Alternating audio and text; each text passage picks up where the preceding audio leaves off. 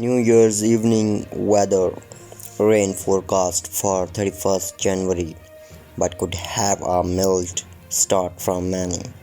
The weather to round off 2022 is looking likely to be damp, with showers and rain forecast as many start to plan their New Year celebrations. With heavy downpours forecast in parts of country on New Year's evening, the start of 2023 is set to be soggy one for many. As the clock strikes midnight on Saturday, there is a 50% chance of rain in the capital and 40% chance in Manchester.